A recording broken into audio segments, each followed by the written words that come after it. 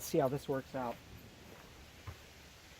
Just due to circumstances, I have to check in cars and talk to visitors, and I was doing the heat shaping of this bow. And I used my heat gun. Actually, maybe this one, same thing, to put it here and then heat the center section and push down on it. And just lard to grease the bow. Before I sinew back it, I have to degrease it.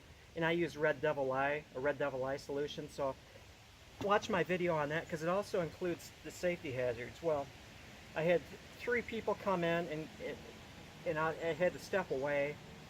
And so I'm going to do this again. Hopefully I won't get anybody in here while I'm just doing this.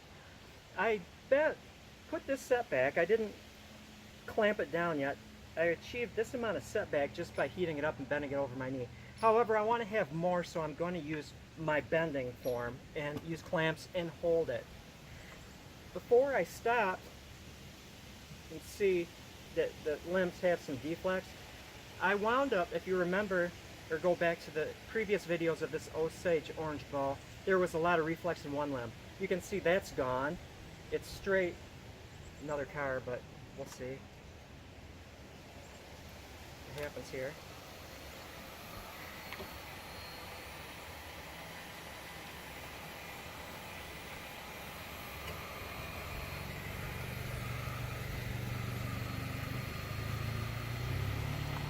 So all I'm going to do is I'm going to put more bend in it using my form.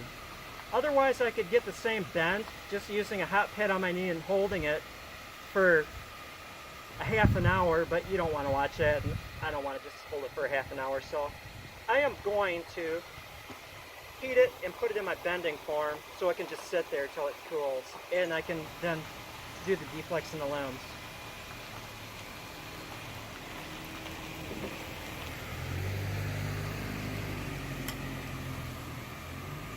On the form, I can't get the back of the bow, but I believe that there's more stretching being done when you're heat shaping than compression. So we'll see how well just heating the sides and the belly works. The belly follows a single growth ring from beyond this clamp to beyond this clamp. And so my chances of not having breakage, if I'm careful, you always have to be careful when you're clamping, are reduced because it's a single growth ring. It's kind of like the back, single growth ring. If you happen to get a crack that runs from side to side, a shallow one, it's not going to affect things, because usually it's just a very superficial crack, and with the sinew on the back, you're not even going to notice it. Put sinew wraps, hide it, no one will ever know. This one so far has no signs of distress. I'm going to heat it before I start moving the clamps. I want to make sure that it's pliable, and then I'm going to be very careful so I don't overdo it. If you were to really jimmy it before it's ready or go beyond what it wants to, all that bend will work out when you turn it into a bow. So there's no use getting greedy. I might have to heat it up several times until I get it to where I want it. This feels like it wants to bend.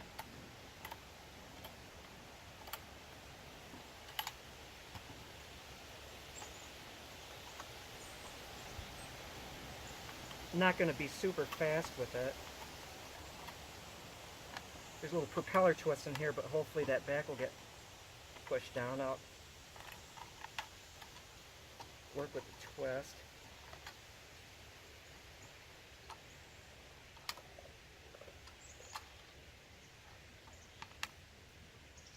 Okay, so still very hot. No cracking on the back. It's good. Let's hit it again.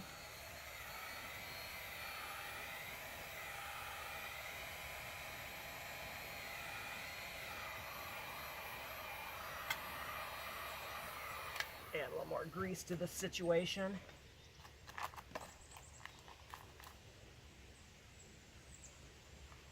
I'm not sure what the grease does really. Keeps it from drying out. Helps the heat soak in. Could do several things. Could do all of the above. Well, I don't think I'm going to use this form for steaming anymore.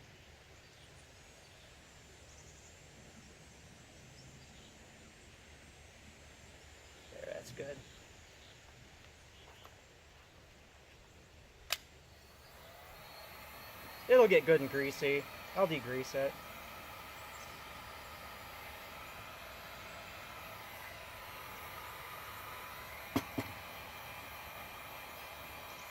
Actually, this allows me to see where it needs to bend. It needs to bend more in here.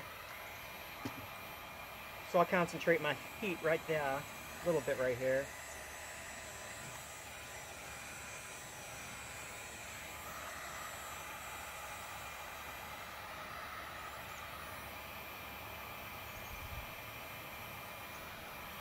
The wood is darkening. It's not scorching really, but it's getting darker.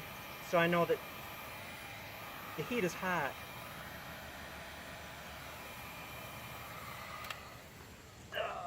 Let's see here. Slowly, slowly. Bottomed out. Bottomed out. And so you can see there's no cracking taking place. It darkened a little bit. It's following that line pretty good. I mean, it's slightly above here, but it's because of a bump. And so, sports fans, that is basically heat bending. Now, if I did it over my knee, I would have to hold it till it cools, and then it's not as efficient as this, and so it would respond a little bit. But you can see that that's a good amount of bend. It's looking good there. It's straight, which is good. There's a little propeller twist mid-limb, and then it straightens out. What I like are the tips are basically level. This one's a little bit downhill. That's it. Now I can go ahead and by getting this thing out of my way here, I can heat that limb and bend it just like that. And I shall do one limb. Now as far as the amount, when I take it off and I'm able to push this against the wall, boom, it's against the wall, I want to have about an inch, only about an inch. I'm not like a reflex master. About an inch from the wall to each tip. After it's sinew back, get good layers on there, it's gonna wow out. And so you're gonna gain more reflex. But this still is nice and hot, and I'll just leave that there until tomorrow.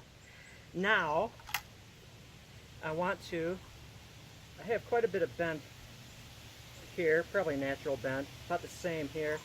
I'm going to concentrate my bend here as far as visuals and engineering aspect. Center of the handle, tip. I want to have my bend about a third of the way from the handle to the tip. Not getting it hingy, but having a smooth bend. And again, once they're both done, so you lay it against the wall and you have about an inch right there. Not critical at all. I need to greasify this some more. This is the limb that was in reflex, and you can see I got some bend here. Let's hit it again. This will take less heat than it did in the handle because it's thinner. When I steam bend an oak or ash bow or walnut or whatever, I use a bending form for the center, but I hardly ever anymore use bending forms for the limbs because they're thin. You don't have to steam it for any more than 15 minutes. The handles I steam for 24 to 30. Because this is such thin wood. Okay, so here we go.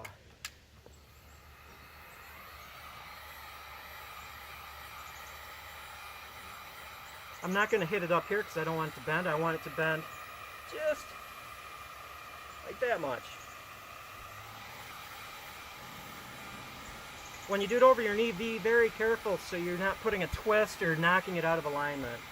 Be conscious of your twisting because this is thin enough and it'll be hot enough to where you can just with your hands twist it and knock it out of alignment.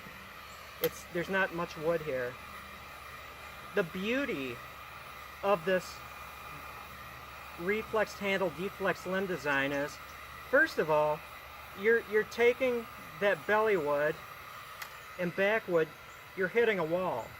You're pre-compressing it, you're pre-stretching it, and so it's at its, let's say maximum, generalizing here, amount of deformation that it wants to be at. And so you're going to eliminate any extra string follow. The other thing is the geometry of a deflexed limb is pretty amazing as far as if this was a straight bow and it was at 60 pounds, when you bend the handle back and deflex the limbs, you're losing draw weight. You have just as much wood, but you're dropping in draw weight just because the geometry of the bending. You're also making it a little more resistant to breaking or screwing up, which this is one reason why I really love this design. I'll make sure this is hot. It's discolored, it's odd looking, but after I degrease it with the lye solution, sand it down a little bit, it'll get to be uniform again. If it's not, those are just signs of heat bending, grease bending, heat grease bending. That's something to brag about. When I'm steaming, I have to be careful I don't burn my leg on this end of this clamp, but it's not getting hot here. I'm not going to see it smoking, I'm going to see the wood discoloring along the growth rings. Just like that.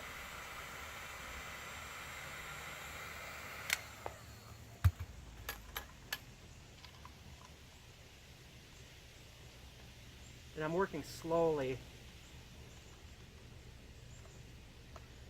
making sure that I'm not twisting.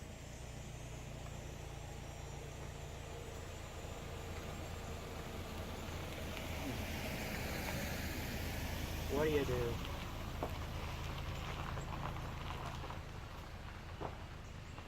I'm twisting, twist neutral.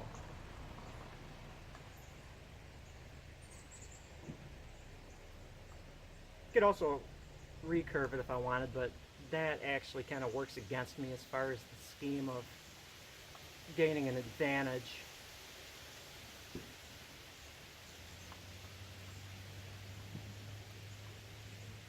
You get to hear me at work. Hello! How are you? I'm doing well. Have you been here before? Oh, okay. Well, I'm in the midst of holding a very hot bow in shape, but I've got a map right there on that signboard, and I can walk you through it. It's very simple. Our trail is a basic loop. You go behind a building, which is closed during the week now after Labor Day. Trails are open. That loop is a little less than a mile long, and there's a lot of different habitats in there.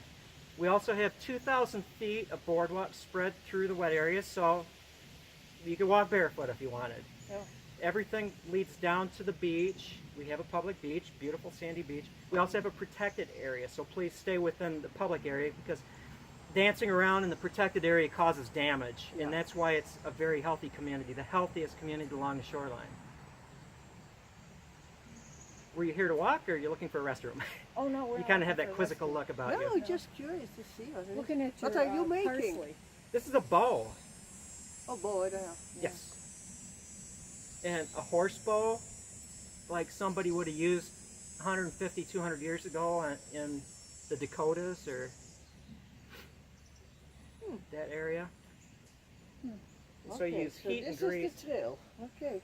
Yes. I'll walk a little bit. I can. If you're looking for a short way, if you don't want to commit to, say, spending all afternoon here, go behind the building, make a left. So I'm going to see you walking that way. Right. And then make the first right. It's marked Beach Trail. Okay. And you shall see the map behind the building will explain it very well. She's a walker. I can't. Oh, that's fine because So, yeah. because she you can go. convinced her to take the short route, which passes by the pond, and you might Good. see the muskrats. Ah. So good for you. Okay. She'll thank you. Uh-huh.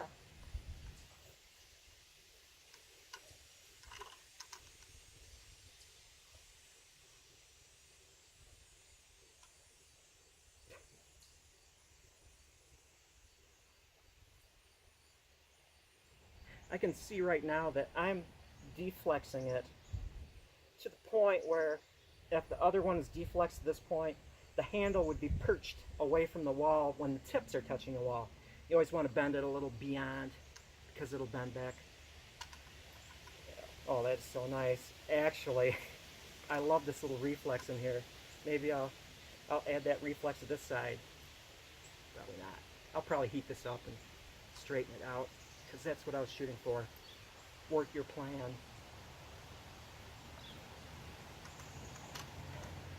I would end this, but I want to hold this till it's cooled.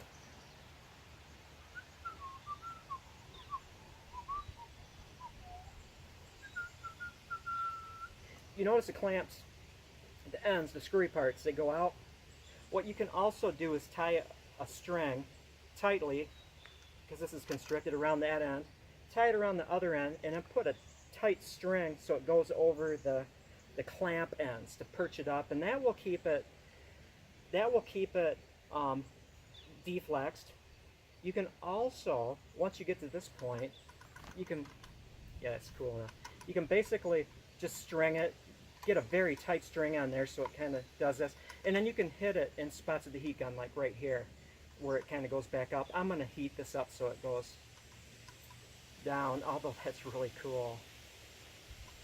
And that is all there is to heat shaping Osage. It still is a little straight, a little off. I can cure that. That's no big deal. But that is it. If you have any questions, please ask. I'm going to continue to heat shape this. And it probably, well, actually, that's pretty darn straight. You know, there's some wobbles in it, which, it's so tough. That is really tough because it propeller twists. But overall, it does look like this limb is over too far, but I can cure that. I can heat it up. When I take the reflex out of this, all I'll do is I'll just bend it flat and then put some side pressure on it. Thank you for watching. And there it is. Next step again, degreasing. Then sinew backing. How many tendons would I put on this one? I'll probably put 10. I'll probably put 10 deer tendons on this. Maybe 11, 11 and a half, not including the wrappings. Thank you, thank you, thank you.